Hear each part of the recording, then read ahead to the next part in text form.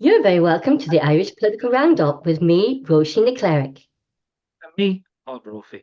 And tonight we are joined by Peter Chap Cleere, who is running for Fianna Fáil in the general election, which is going to be very, very close, closer than we think, just dates wise, for Fianna Fáil in the Carlow Kilkenny constituency. And Roisin, of course, it's great to have you back here. I was Thank you, flying Paul. solo there for a few programs, but it's great to have you back at the dream team are back. Councillor Peter Chap Cleere was first elected to Kilkenny County Council in 2014 in the Mammoth constituency that was Kilkenny City East, and he was re-elected again in 2019, topping the poll in the new area of Callan Thomastown with 1,945 votes.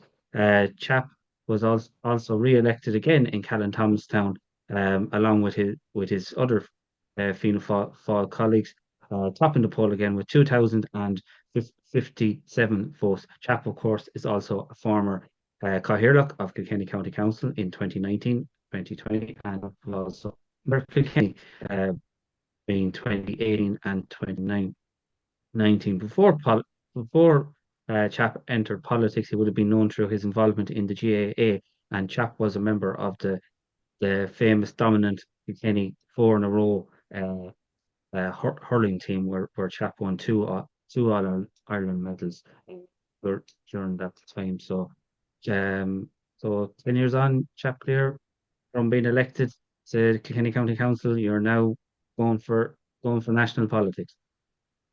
Yeah, absolutely, Paul. It's been some journey, all right. And if you had to say to me 10 years ago that we'd be in this position now, I probably wouldn't have believed you. But look, it's been a great journey. We loved every minute of it, and the next chapter is coming up very shortly, and we're really looking forward to it. Yeah, sooner than most people would think. But Chap, I suppose one of the big issues that was going to come up in the election, and every political party, be it the government or opposition, will be setting out their stall on, is housing. How are we in Carlow Kilkenny? Are we grasping with the problem, or do we still have more to go? No, we've there is huge improvements have been made, Paul, but there's an awful lot more to do. If I look at we'll say the first 6 months of last year, for example, 2023, there was 17,000 commencements happened in the first 6 months of 2023. That was 35,000 in the first 6 months of 2024. So we pretty much doubled the commencements year on year. And I suppose if you rewind back to when Fianna Fáil, I suppose, entered government in 2020, very unfortunately we hit COVID, which was a real, I suppose, stumble block in terms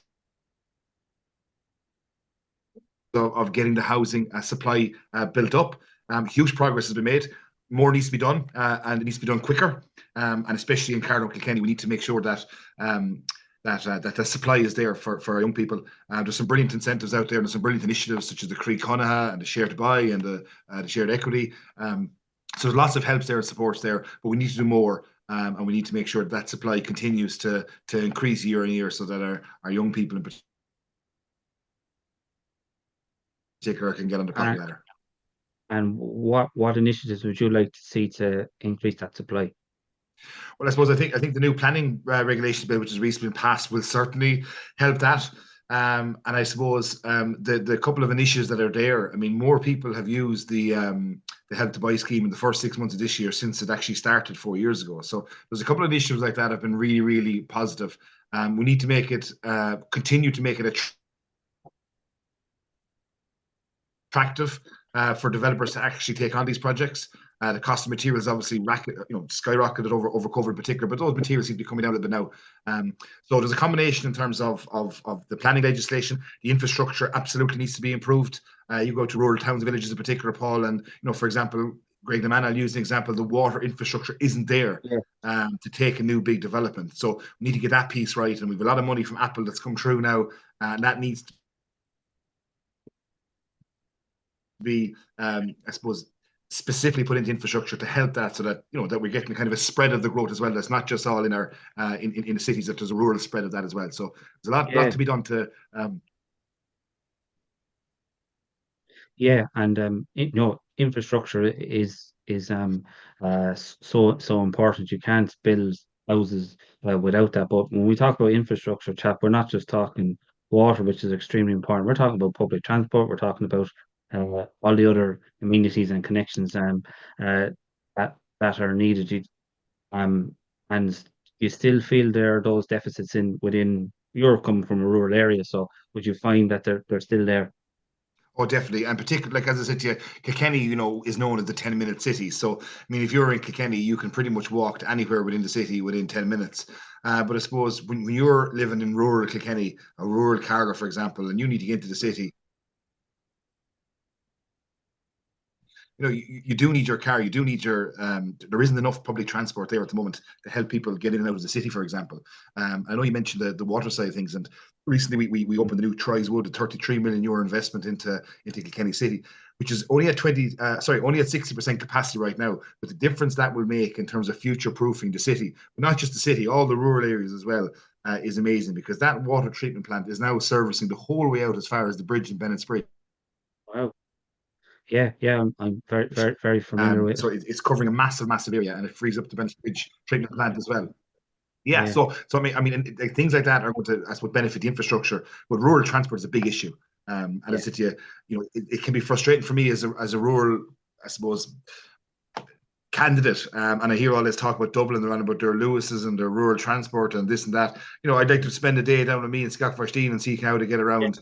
It's not as straightforward yeah. Because I was actually, as you well, might think. So there aren't enough buses. We need more public transport. big We need time. more trains. Yeah, yeah, big time. Because my own mother was telling me of a lady she knew. She had a macular degeneration with her eye. She can't drive, and where she's living in rural Kilkenny, there's only like a ring link once a week. Yeah. That's not good enough. No, and we can talk about it all we like, but we need to get more investment into it. We need to get more investment into and some of these might not be profitable to run, because you're going out to rural areas and the financially it mightn't be profitable to do this. But I think the state needs to intervene. We're in a situation now where I don't want to see any person in Carlow Kilkenny punished because of where they live. And when you live in rural Ireland, and when you build a house or buy a house in the rural side of things, like, you understand, what you're getting into, but at the same time, you don't want to be seriously punished or penalized. It's just Yeah, because we've absolutely. chosen to live in a rural area. Those links and those infrastructure. Chap, do you know what? My daughter lives in Cork. And if I want to go down to visit her on the train, I've got to go to Dublin, or I've got to go to either Port or Port Arlington. Can you see a train going from Kilkenny to Cork, even if it's the Waterford line? Can that happen, do you think, in the near future? Yeah, again, and I suppose we're in a situation now where, yeah, I think it's something that definitely needs to be explored. And you spoke about your daughter going to Cork, and I speak to young students regularly who are going to Maynooth, for example. Yeah, And if you're going to college in Maynooth, you want to get a yeah, train from Kilkenny, you just go to Dublin to then come back to Maynooth, whatever. So yeah. there definitely is. We definitely need to do more in terms of our rural transport. And I suppose we're looking at buses, we're looking at trains, and obviously the city and the bikes, etc. So I met a woman there recently whose son is in college in Waterford. And for him to get a train down to Waterford from Kilkenny or Thomastown, there's no train that will have him down in time for him to be in for his lectures, Yeah. or on time for study for work. The earliest train, I think, gets him in at 10 to 9. So and by the time he makes his way across, he's too late. And the same with going to Cork. As I said to you, Yeah, we're in an unusual corner of the world here, but in the southeast, but more needs to be done. And I suppose you need to be more innovative. We've had huge investment in public roads, for example. The motorway from Waterford to Dublin is fantastic.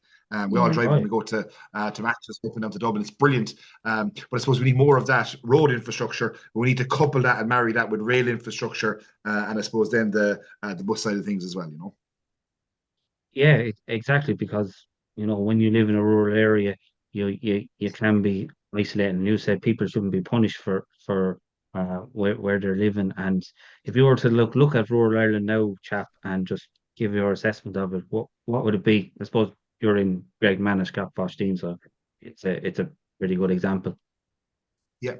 Well, I suppose, look, Ireland as a country is in a really good place at the moment, and rural Ireland is in a great place. And I suppose I've known no different, Paul, as a young lad growing up, because I've always lived in a rural area, so I love it, and I wouldn't change it for love nor money. There are challenges in rural Ireland. There are challenges in terms of depending on your circumstances, getting in out of cities, etc. But there are an awful lot of benefits in rural Ireland as well. And we've seen, I suppose, with COVID and working from home, that an awful lot of people now who are living in rural areas, get the benefit of maybe working 2 or 3 days a week at home, and maybe only heading into Kilkenny, for example, or Waterford, maybe on a Tuesday or Thursday every week, for example. So they're with the advancement of working from home. And I suppose technology advancements, there is an awful lot more opportunities for people to actually work from home and continue to work from home, and I suppose continue that country living. Whereas I suppose if I rewind 10, 15 years ago, I was working in Dublin, Paul, and I was driving up and down every day. So my carbon footprint wouldn't have been great driving from Scaffarstein to Dublin. But I suppose we evolved to a situation through COVID where you can work from home, and instead of driving to Dublin 5 days a week, you might only have to go 1 day a week. Meetings that you would have driven to 50 miles to meet, you can now do via Zoom or Microsoft Teams or whatever platform you're using. So there's an awful lot of advantages of rural living at the moment as well. It's not all downbeat or whatever, but there are challenges, in particular for older people, and particular for vulnerable people. That there can be issues, I suppose, in terms of transport in particular. And Chap, I'm sure you meet with farmers very regularly, and farmers play a massive role in rural Ireland, and are the heartbeat of rural Ireland. Many farmers feel very, very annoyed with what's happening at the moment when you look at what's happening with the nitrates derogation and various other things have been as a result of EU legislation. Would you share the frustrations, or do you think No, Ireland I would. can do more? Yeah, no, I think certainly Ireland can do more, and Ireland has to do more. But in terms of the farming industry and the agricultural industry, I think farmers have gone above and beyond and done more than their fair share in terms of their responsibilities, in terms of where we need to get as a country. And it's very frustrating if I'm talking to a rural farmer who's maybe milking 100 cows, and the pressures and responsibilities and targets that are set on him, and yet you look above in the sky and you see Ryanair and Aer Lingus, and they have absolutely no responsibilities on them in terms of their, I suppose, contribution to those particular issues. So I think farmers have done huge work, massive work in the last number of years. I think they need to continue to be supported to continue that great work. But you can't. There's only so much farmers can do as well. So they need to be helped. They need to be supported. But at the same time, I think other industries might need to have a look at themselves. And I'm using the aviation industry as an example.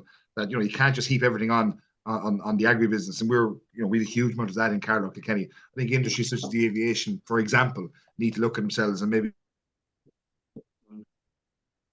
they can have a look at their carbon footprint as well, in terms of the impact that could have on us as a country. Yeah, the cap on Dublin Airport is up for discussion as well. So that there might be an argument of spreading it out into Cork and Shannon and other places. Yeah. Absolutely, and I'm a firm believer. I would love to see more traffic through Dublin Airport. I have no issue with that, but I would also like to see, I suppose, a more regional development in terms of our airport infrastructure. So I totally get it in terms of long haul flights flying from Dublin. You do need a main hub, and that's fine. But for example, if somebody's flying to, we'll say, on Spain to their holidays, there's absolutely no reason that can't be done, or there can't be more flights from places like Cork or Shannon or places like that. Knock even places around the country where you don't need to go to Dublin for those short haul flights, in particular if you're going to London or you're going to Paris or you're going to. But I suppose the airlines need to put on more of those short-term flights, and you can have Dublin then for your long haul flights when you're heading to places like Dubai or Bangkok or New York or whatever the case may be. And Chap, you think we come back to the farming? The farmers are the heart of communities, as we mentioned before. They also support local economies and local employment. And when we go back to our food, we're importing so much food from abroad, and we're exporting all our good quality food out of the country. And That even when you talk about the carbon and everything else, would it not make more sense to actually produce more food here in Ireland? So we are eating Irish grown food, and in that, we the consumers are supporting our local farmers as well. Yeah, absolutely. Like, I mean, fundamentally, I totally agree with everything you're saying, Roisin, in terms of we need to produce for ourselves. But the export industry is also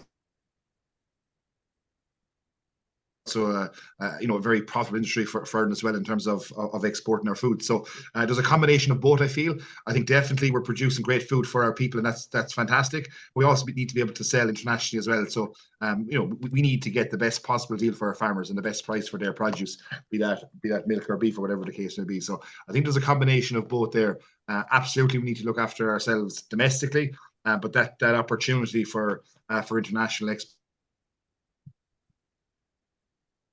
also needs to be there because that can be quite profitable as well. Yeah, and our vegetables as well. Paul, sorry, Paul. Yeah, and just we talk about food imports and exports. Like if we take, they're not far from Carlow, Chap, we take spring onions or scallions, as Carlow's called it, scallion, the scallion eaters. I think 85% of scallions in Ireland are imported from Mexico. Like we have the weather conditions to grow scallions. I know there's certain food types that we don't. I understand and I accept that, but for things that we can produce at home, surely we should be producing more of that for the Irish market as well. Yeah, we absolutely. But I suppose in order, we need to also make it attractive for those type of products to be grown, because the market for scallions in Ireland would be quite small. Yeah. In compared to beef, for example. So I suppose what we need to do is we need to encourage, I suppose, homegrown produce, and whether that be through grant aid or facilitate that in some way, but also marry that with the opportunity to export and import, because look, these are businesses as well, and there has to be a profit, because as Roisin said earlier on, like farming is the lifeblood of most communities, particularly rural communities.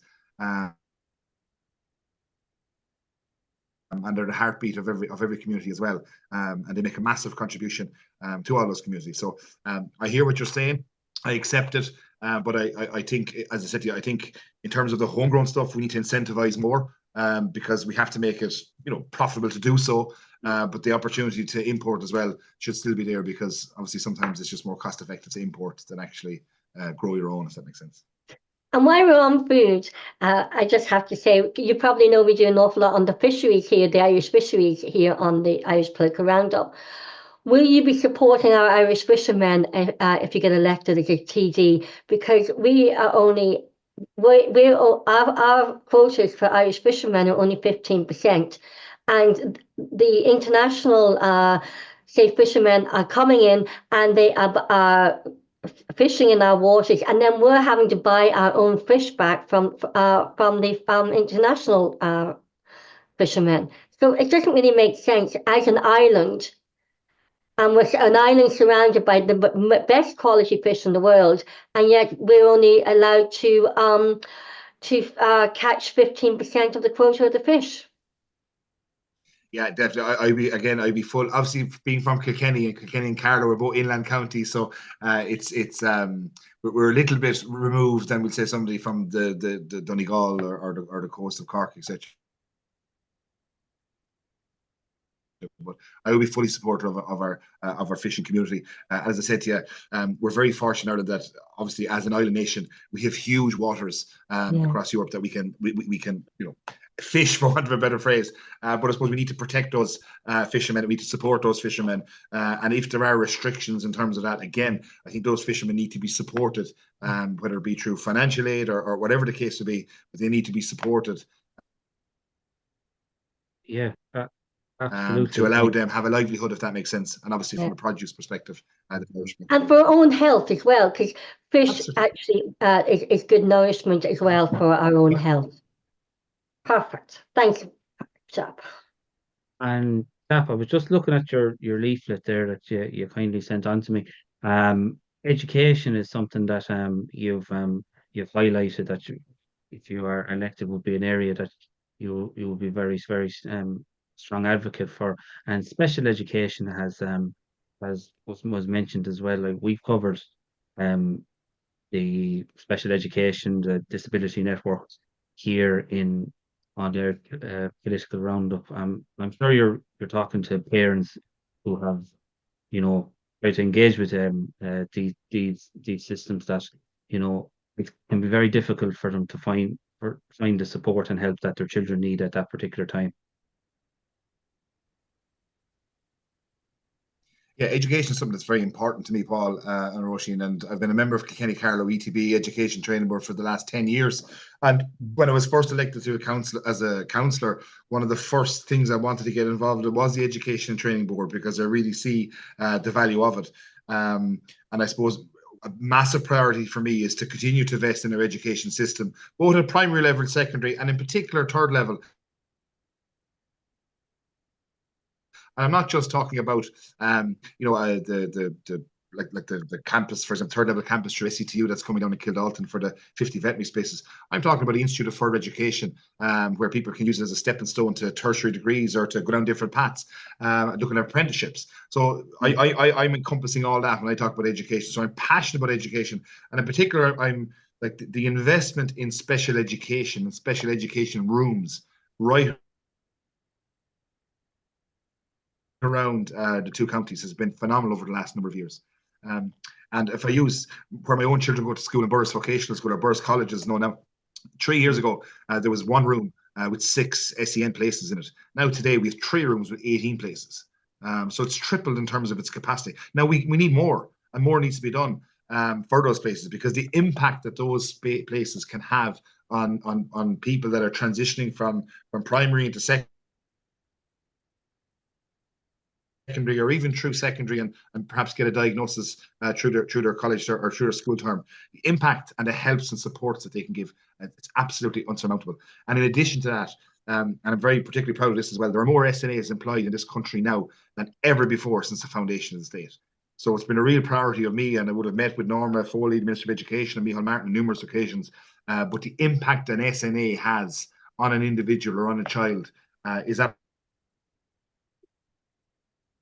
absolutely massive. And there will be record numbers of SNAs employed in this country, and there's further funding put aside for even more SNAs for 2025. So the new infrastructure, new additional schools, additional secondary schools, third level, further education, all those areas are massively important to me. And I want to suppose to ensure that if I was elected, that I'd continue to fight for the regions and try and get as much investment as possible into those areas. While we're on about investment into the educational system, with the 9 million on the pouches, now everyone's talking about it, great, the pouches. Would that 9 million not be better spent on investing in children who may be neurodivergent, in the neurodiversity from dyslexia, dyscalculia to autism? Would that money not be better spent there in investing in that? Yeah, perhaps. And I suppose if you look at things like the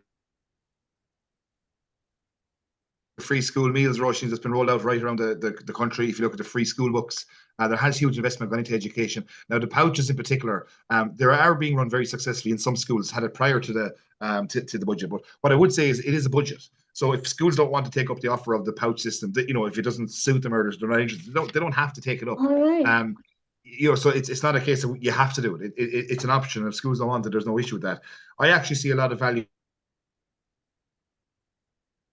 in the pouch system, notwithstanding the costs. But the idea that a child can go to school and have all those distractions that you or I would have on your phone, even as we're talking here now, my phone is pinging here left, right, and centre with WhatsApps and emails and messages. So the fact that could be put away in a safe place and you can just go into an environment where you can learn, I think is hugely beneficial. In terms of the individual costs, it's not an area I know a massive amount about, but obviously there was 9 million put aside in the budget, but it's also been a record budget for investment in education. So you know, if I look at Kilkenny, for example, we've 2 brand new schools being built in the western of Ireland, brand new Gael Colashta. We've an application up for a really good Institute of Further Education and Training. So there is huge investment in schools and a huge investment in education, SNAs, SENs, but obviously the 9 million on the pouches nearly took the headlines. But yeah, so like I see value in it, but I can understand how people might be thinking, my God, 9 million. Yeah, for a pouch, you know. In a pouch. Yeah. But I suppose I would be looking at it in terms of with that child, the fact that their phone can be kept in a secure and safe environment, and that they could actually focus on their studies and not be checking Snapchat or TikTok or whatever the case would be every 5 minutes. Yeah, but if children are neurodivergent or need special help, more money could go into that for supports with technology to help them with technology and books and much more things, and extra time and helping them with any extra additional needs. No, and that's a very fair point.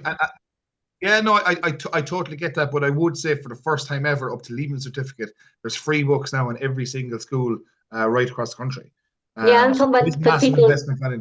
Yeah, I'm talking about yeah, I appreciate that. The free school books is amazing. And I'm hearing that from parents saying that, you know, compared to when my children, my daughter's 32 and my son's 28, we had to always pay for their books. So that is, I will give credit there. That's amazing what is there, that there is free books.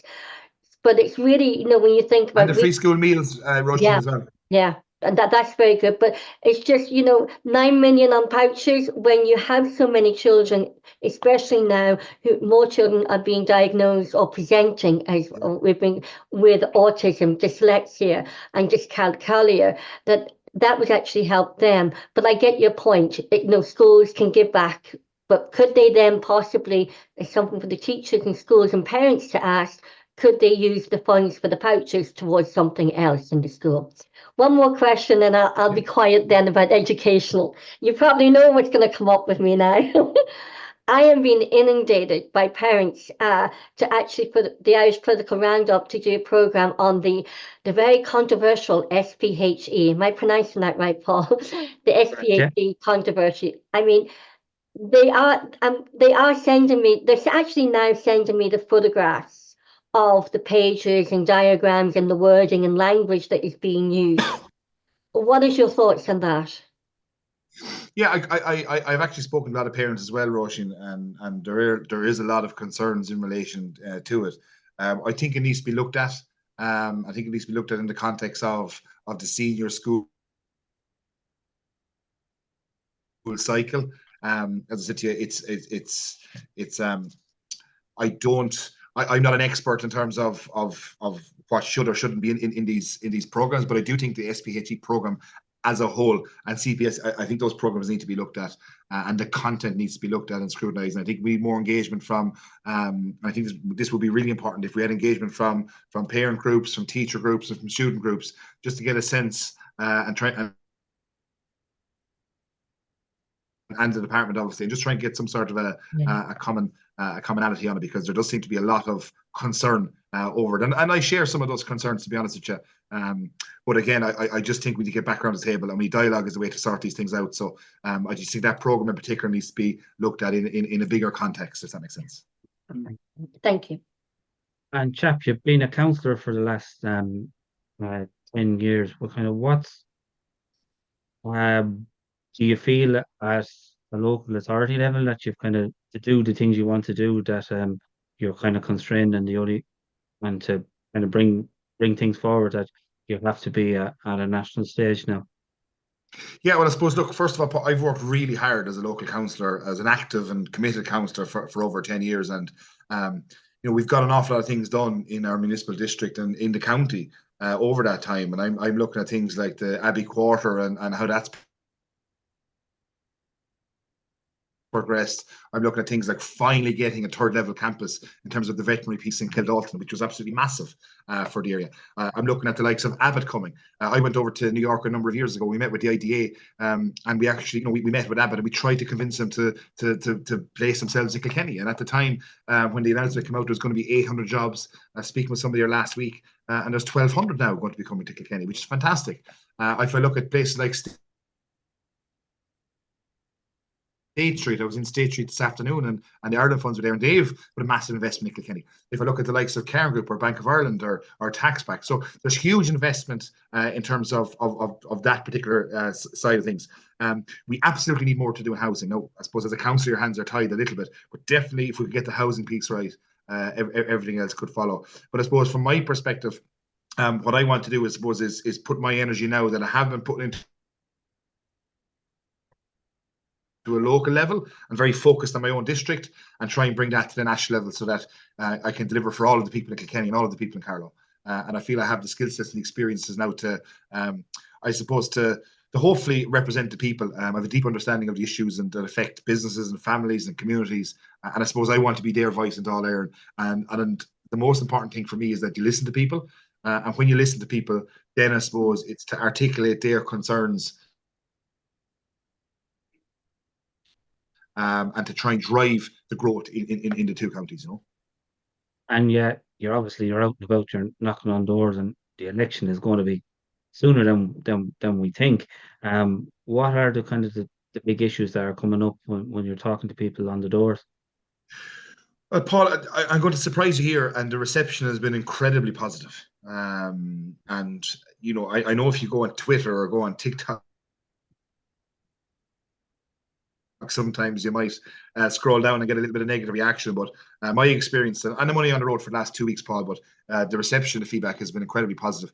People are in a good place. I mean, from a Kilkenny perspective, we're at 4.8% unemployment in Kilkenny. We're pretty much at full employment. In other words, anybody that wants a job pretty much can get one in Kilkenny, if that makes sense. So things are really, really good. The recent budget that came out in terms of the cost of living measures, they've gone down really well with people. You know, in terms of the old age pension with the double payment in October and the double payment in December. That's really benefited people. The fuel allowance lump coming in has been fantastic for them. And obviously anyone with kids in terms of families with the child benefit being doubled in November and December. You know, that's really hitting well with people coming up to Christmas, especially. There's a lot of, I suppose, additional costs. So that particular piece of the budget has been really well received.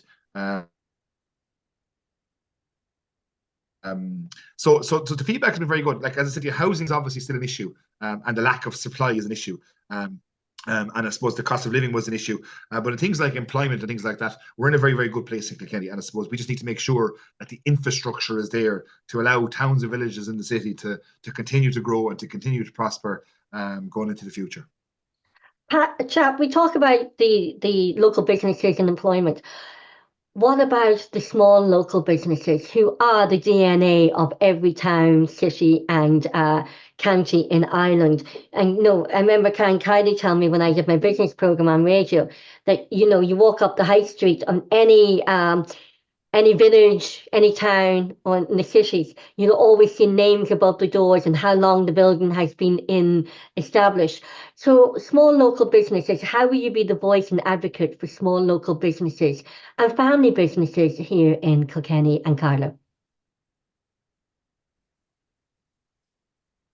Yeah, well, I suppose first and foremost, no more than yourself, Roisin, I think we really need to support local, not just coming up to Christmas, which is soon, but all year round, because, you know, if a GA club gets to a county finalist, local businesses are always tapped up for sponsorships. Yeah. So we need to give back to those businesses. So whether it be your local plumber, your local electrician, or your local shop, I will be encouraging as many people as possible to shop local at all times. And I suppose we need to keep that vibrancy in those particularly small rural towns, villages, who, you know, wouldn't have the same footfall perhaps as a city location. So I would be a big advocate of promoting small medium business. Number one, in terms of their impact in terms of the wider local community. Number two, in terms of their employment. You know, in terms of whether it be somebody employing 2 people or 5 people or a couple of kids maybe that are in college and they're getting a little bit of pocket money. So that the employment that these small business do is fantastic, whether it be through apprenticeships. So I'm a big advocate of it, and I suppose there's a lot of talk in the budget there about the VAT rate not being reduced for restaurants and etc. And I suppose my view would have been that they should have reduced it down for some of those smaller businesses in particular, like your coffee shops, to give them an opportunity. Now, in the greater scheme of things, you were looking at a €750 million decision whether you dropped it down to 9 or left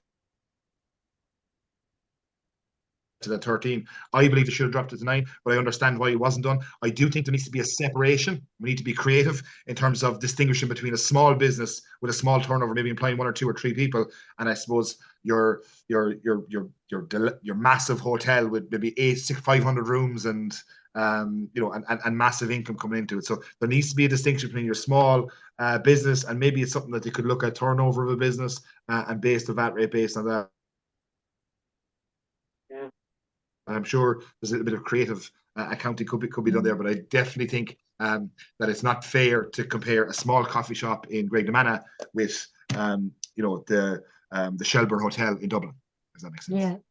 And not only that, small local businesses, as you said, they employ the college students, they employ the school leavers, who have the part-time job. They also employ maybe the mums who want to be a part-time and still work and still bring up the children and be home for when the children come home from school. So it really provides for the local economies as well.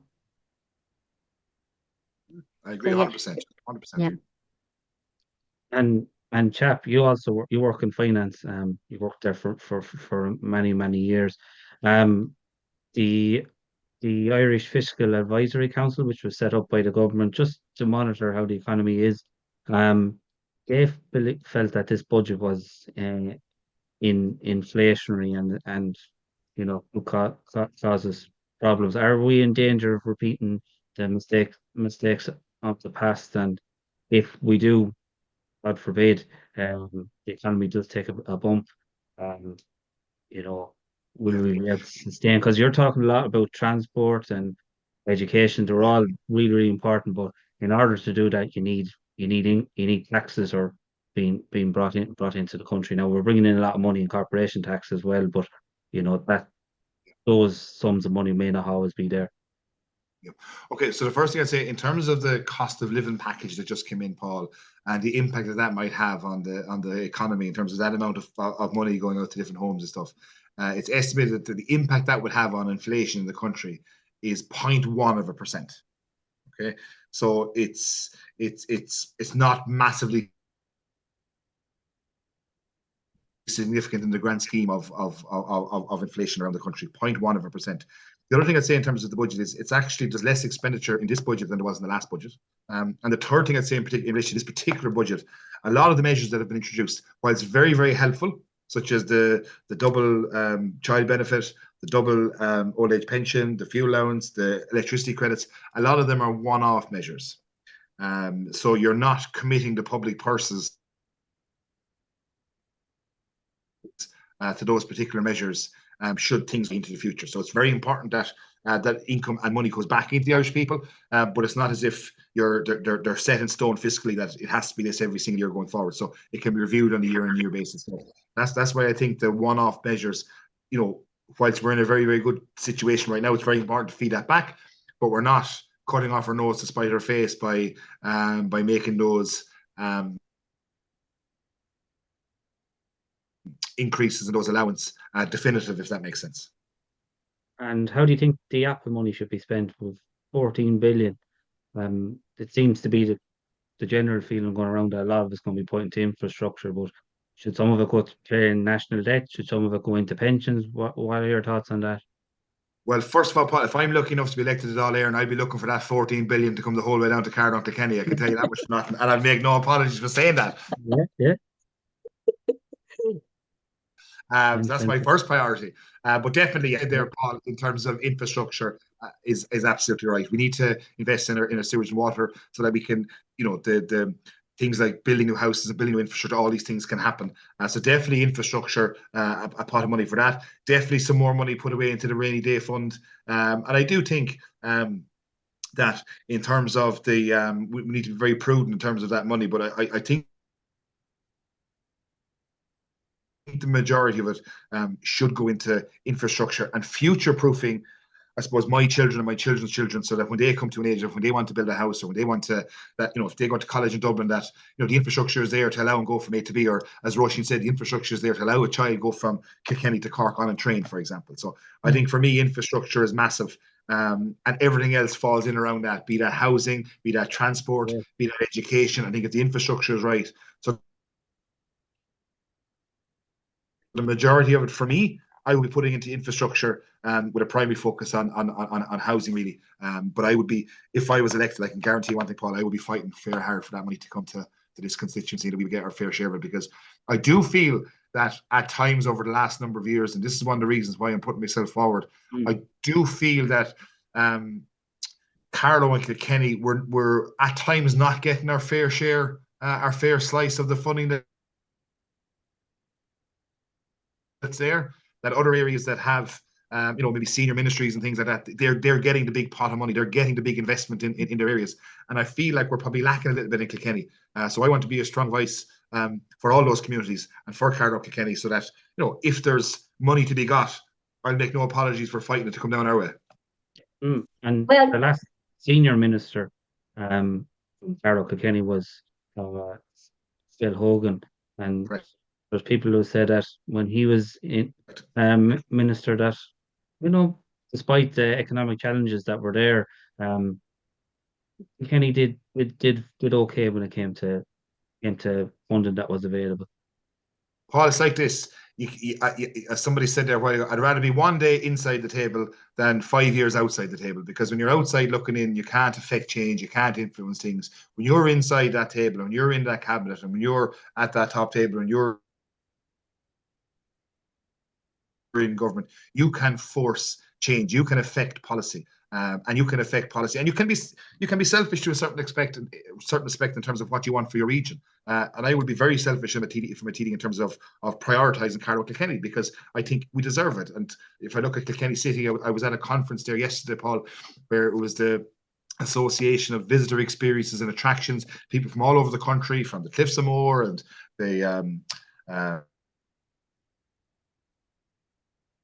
the Carrickary Bridge in the north, all these places, and they were marvelling at Kilkenny. They were marvelling at the heritage and the history and the culture, and they just were full of praise for it. And I suppose I want to continue that investment in Kilkenny. I want to make it a destination for tourism to come, so that all of our businesses can benefit. Not just in the city though, in the rural areas as well. And another example, I was in Stonyford on Friday. I was doing a bit of canvassing, and I was pulled up in the street just waiting to meet a fella. And this bus turns up with Cork registration, and maybe about 40 or 50 people got off the bus and into Malzard's pub. And in fairness to Phil, a fantastic thing organised for them all. But it was brilliant to see that it wasn't just Kilkenny City getting everything. For example, that was people that are creative and that work really hard, like Freddie. That if you build it, if you have that service there and that standard there, that people will come, and that's just one example of I suppose ruralizing tourism. That it's not just you come to the city, you stay in the city for the week and you go home. No, you come to the city, but we want you to go to Inistioge, we want you to go to Thomastown, we want you to go to Greg we want you to go to Stonyford, we want you to visit up to the Castlecomer Discovery Park. When you come to Kilkenny, we want you to go everywhere. You used two words in a little while ago, fighting and voice. Now you probably know what I'm going to come up with next too.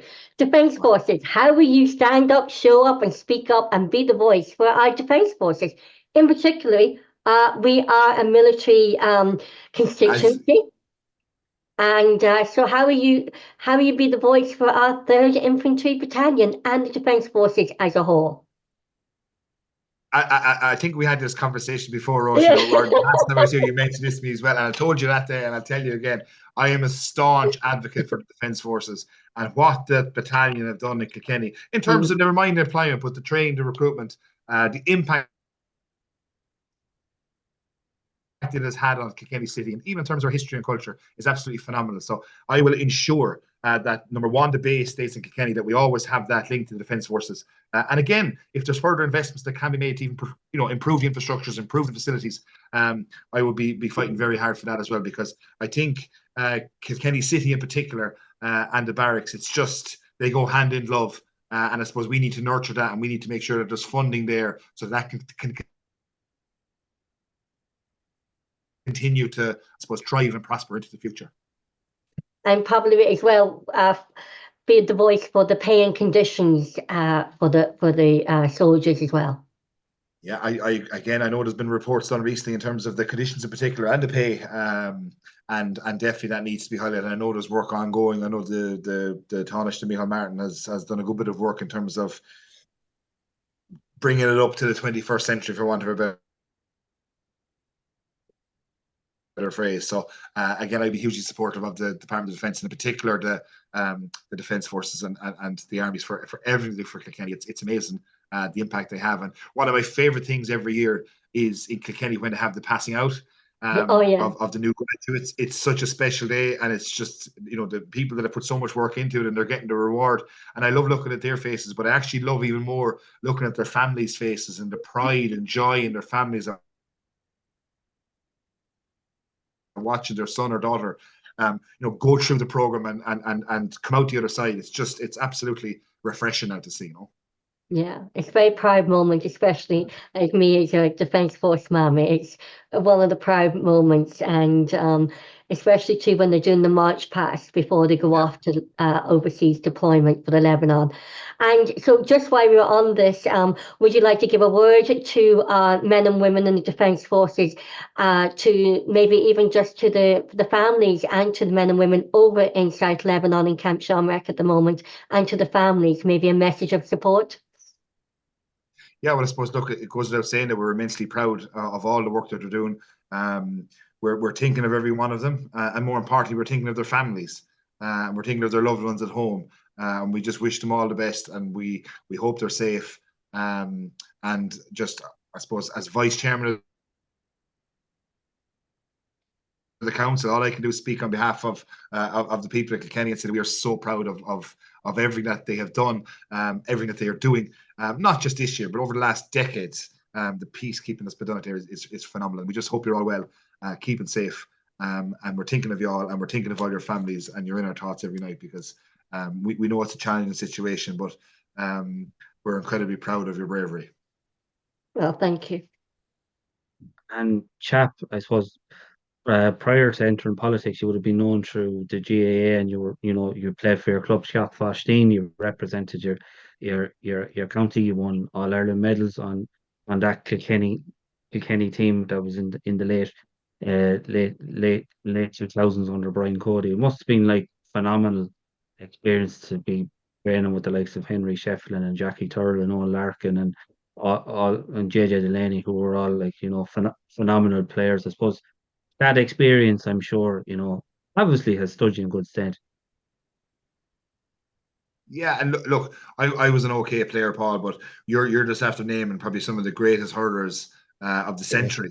So to be sharing the pitch with those people, or a dressing room, was just a huge honor, and one that maybe I didn't appreciate enough at the time, because you're so busy in the moment and you just want to go on to the next game and make a contribution.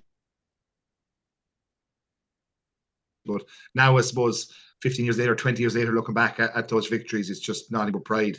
And as I said to you, those names are incredible in terms of their achievements. But as I said to you, I was just very fortunate that for a couple of years I was part of that brilliant group, and I cherish those medals so much. And as I said, I think I said before, I would have carried the water for that team, no problem. And to have been a part of it for those couple of years were amazing. And up to very recently, you were. I'm very proud of.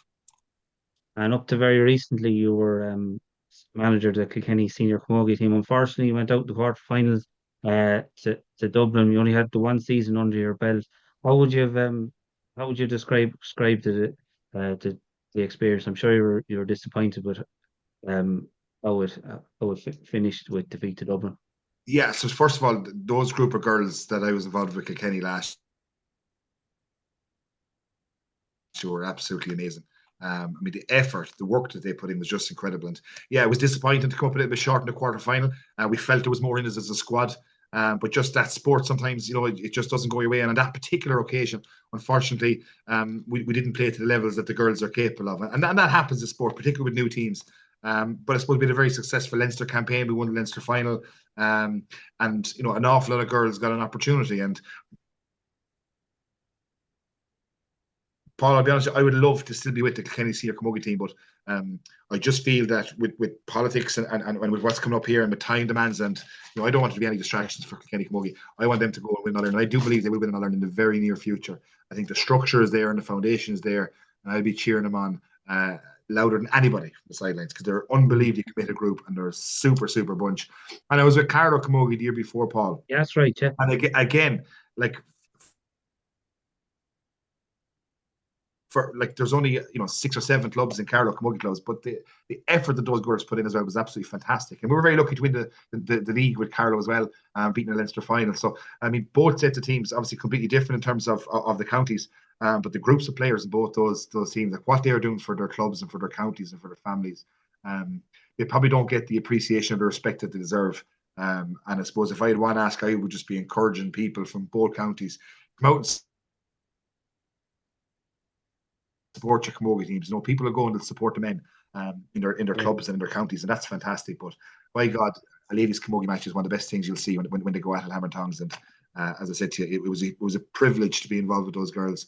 Would love to have won the All Ireland, but look, that's life. Unfortunately, it didn't work for us this year, but they'll come back stronger, and I've no doubt that they'll be lifting that Duffy Cup very shortly. Yeah, exactly. And I think, Roisin, we're nearly... We're coming up to the hour, yeah? We're coming up to the end of the hour now. So, Chap, as we said, the floor is yours. You can look into the camera, talk to the voters in Carlow Kilkenny, and you can make your pitch as to why you want to be their TD representing them in the next Dáil. Well, look, I'm not going to say much, Paul, but I genuinely believe our communities deserve more, and I suppose that's why I'm putting myself forward and contest in the next general election. I've served on Kilkenny County Council as a public representative for the last 10 years, and I suppose I understand the issues and concerns of our communities and of our families and of our businesses. I have experience with working for community groups and GA groups, and as I said, I work and live in a rural community. I believe I want to be the voice of the people. Their issues are my issues, and I'd love the opportunity to represent the people of Kilkenny and Carlow at a national level. I suppose following on from the last 10 years at a local level, I want to bring that work to a national scale, and I suppose I'd just be hoping the people of Carlow Kilkenny would give me an opportunity and give me a chance, and I won't let them down if I'm fortunate enough to be elected. Great. And when do you think the election will be? I honestly don't know, Paul, but I'd be very disappointed if it's not this side of Christmas, for the simple reason I think the work of this government is now complete. I think once the budget was done and once the Finance Act gets done and the Planning Act are all gone through, I think we need to go to the country, and I don't think waiting until February or March is going to make that much of a difference. I would love, at a personal level, I'd love to have the whole thing done and dusted before Christmas, so I could have a bit of time off with the family over Christmas. But I do think the work of this particular government is done. And there's very little, like once these finance acts are passed and the amendments are passed next week, there's very little that can be done in the lifetime of this government because all the major pieces of legislation are done. So I believe the right thing to do would be go to the country. My preference would be maybe towards the end of November, early December. But again, that's not my decision. I don't know that. I'm speaking from a personal level, but I'd be surprised if it goes into the new year, Paul, and I'd be disappointed if it goes into the new year because I think the people want to get it done and dusted now at this stage. And we think November is going to be a very busy political time. Will you be keeping an eye on the American elections?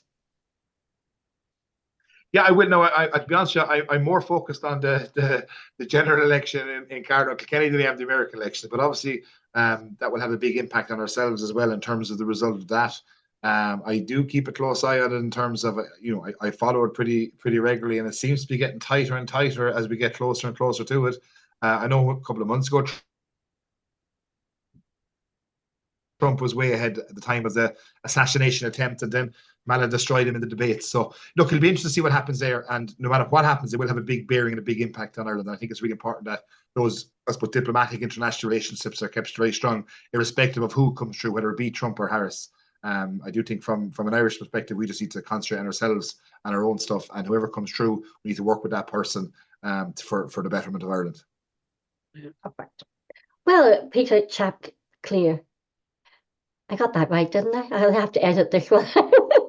Well, Councillor Chap, thank you so much for taking the time to come on and talk to us again on the Irish Political Roundup. And, you know, we're going to say this to all our candidates for Carlow Kilkenny and for nationally as well. You know, wish you the very best of luck. And we too would love to have the elections this side of Christmas. And even more fascinating and encouraging, and just a bit of excitement here before Christmas. So thank you so much indeed for taking, as I said, coming on with us. And I suppose your wife would love to have it, wife and 4 daughters would love to have the election before Christmas, so you can spend some really good quality time with your family, because it has been a busy year, canvassing for the local elections and now the general election. So it's been a very busy year for you. Yep, absolutely. We wouldn't have it any other way.